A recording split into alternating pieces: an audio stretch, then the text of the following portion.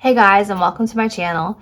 So I recently did the looking back at favorites from the past years, but I thought that instead of having like past year's favorites right next to this year's favorites, that I'd take a little break and share with you my fails for 2023. So if you'd like to see what I feel like have been makeup fails that just didn't work for me this year, then just keep watching.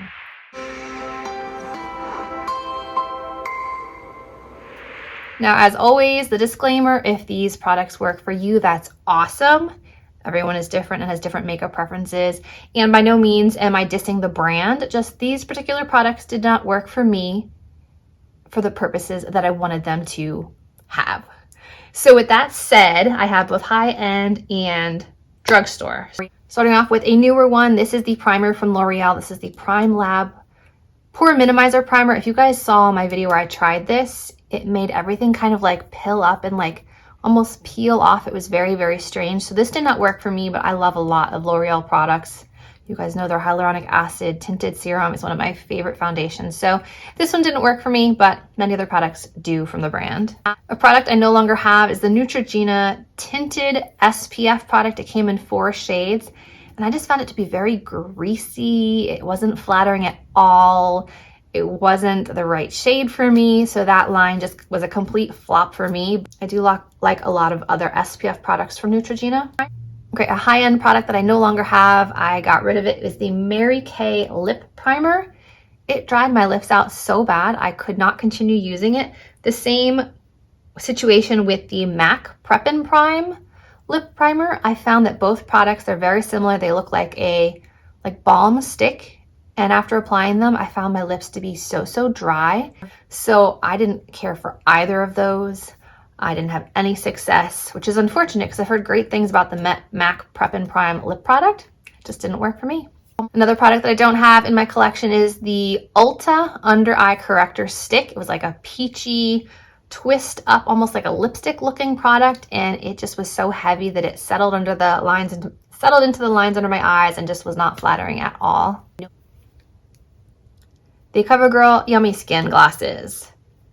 Now, my complaint with these is that they're not marketed as a plumping, tingling product, yet that's what happens. When I wear these, I get like a plumpy, tingly sensation that I don't want if I just want a shiny gloss. That is why they made it in my fails list. I normally don't mind a plumper as long as I'm warned and like I know that's what's coming, but these were not marketed as such, and so I find them to be like deceiving, and I don't know.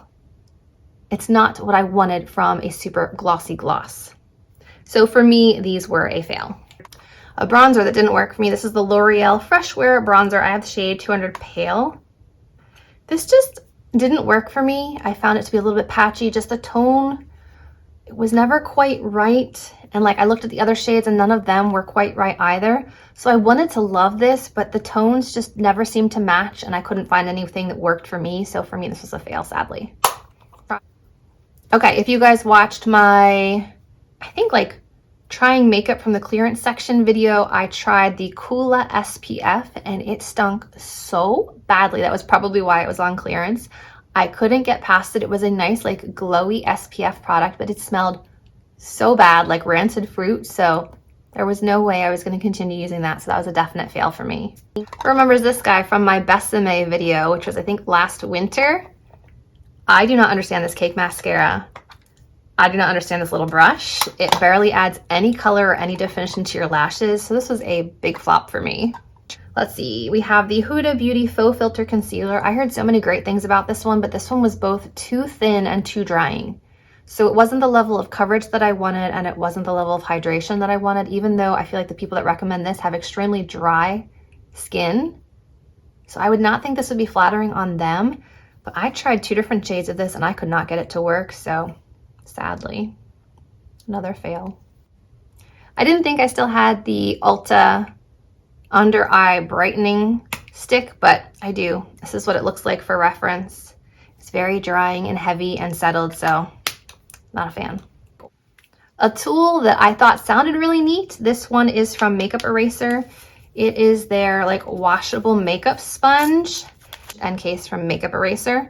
It's a really neat concept. You can use it, you can put it in here and put it in the wash, which is what I did, but it did not come clean in the wash. So the whole concept of being able to just clean it in the wash and not have to soak it in your sink and get dish soap and all that didn't work. So that's why I called it a flop. Also, this is a little bit more dense than most sponges I've used. So for both reasons, this one was a fail.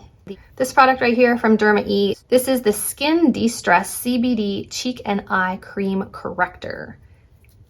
I forget what I didn't like about this. I think it was just the fact that it was so green. So green.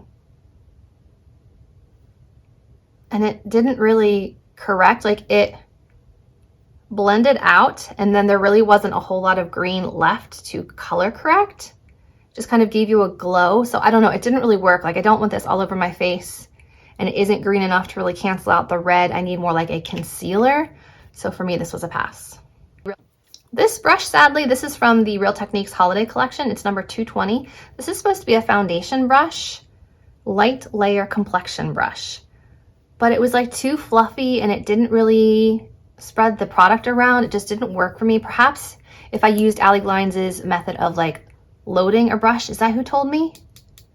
Or was it Tati, that if you load the brush up, then maybe you can apply it more lightly. So maybe I'll try it in that way, but just, it was a weird density and a weird shape. It just didn't work for me when I tried it for foundation, but perhaps I can find another way to use this brush.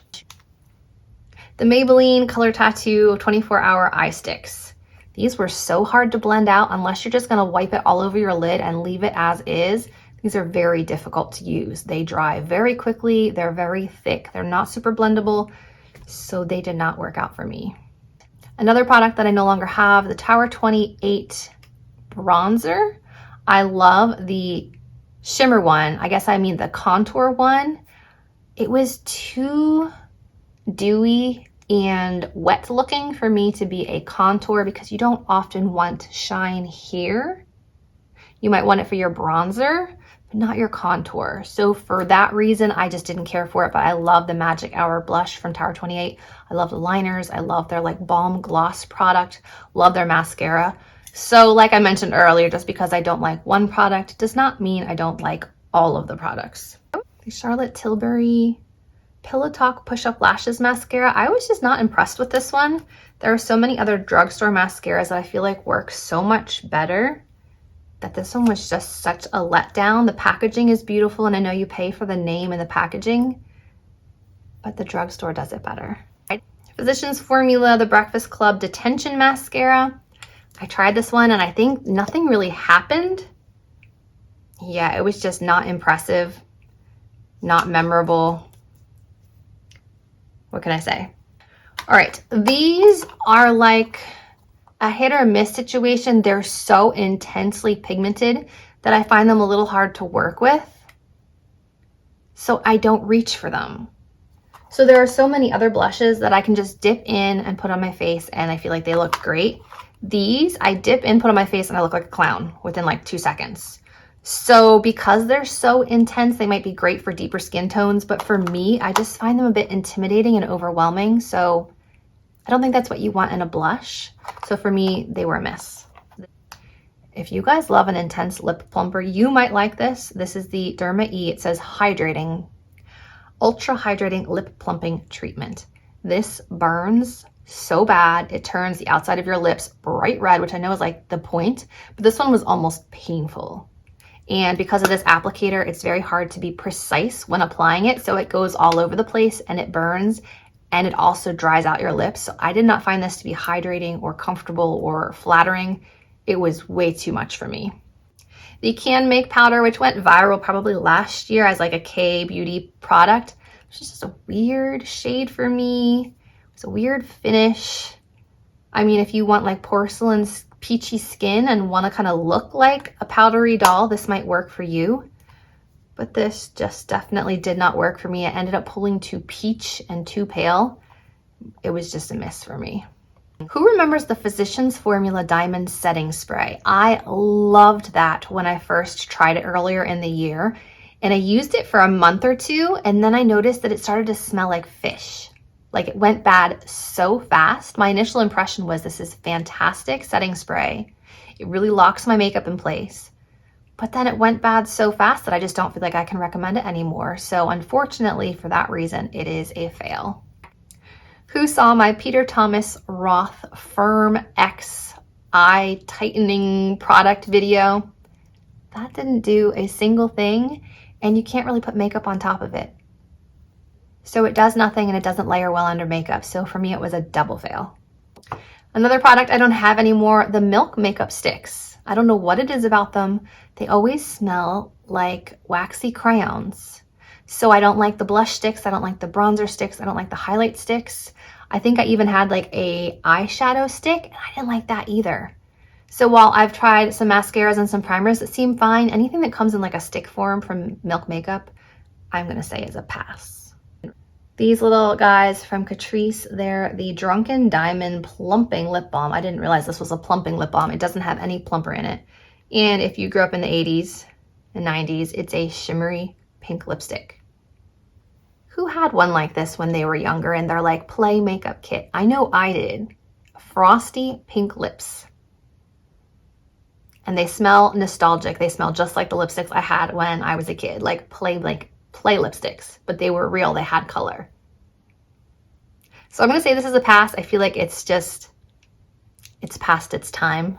The W7 More Lashes mascara. I know it was trying to be the Benefit Roller Lash or the e.l.f. Lash and Roll, and it just missed the mark on both accounts. It really didn't do anything. So for me, it's a fail. And finally, we have the Physicians Formula Lash Illusion Mascara. This is one of their eye booster lines. It was just dry and thick and didn't really do anything for my lashes. And I feel like I have decent lashes to begin with. So for me to say that a mascara does nothing takes a lot, because most mascaras can at least do a decent job on my lashes. So I don't know, this one was a miss. Just looking over my notes because I tried to write down everything from the whole year, both high-end and drugstore, that I just didn't think was worth it. I have one more high-end one, the Il Makiage Bleep I'm Flawless Concealer that Kathleen Lights raved about. I also found that one to be drying and not much coverage, which is very strange because she has very dry skin, according to her. It did not work for me. So those are the products that were fails or flops for me in 2023. Let me know down below if you disagree on any of them. I don't mind healthy dialogue back and forth, or if there are products that you feel like were complete flops this year that I just didn't mention. I am curious, so let me know down below. But I hope you guys found this video helpful. Hopefully I saved you some money in not buying these products if you have a similar skin type, skin tone, makeup preference as I do. If you guys did enjoy this video, remember to give it a thumbs up, subscribe to my channel, and I will see you in my next video.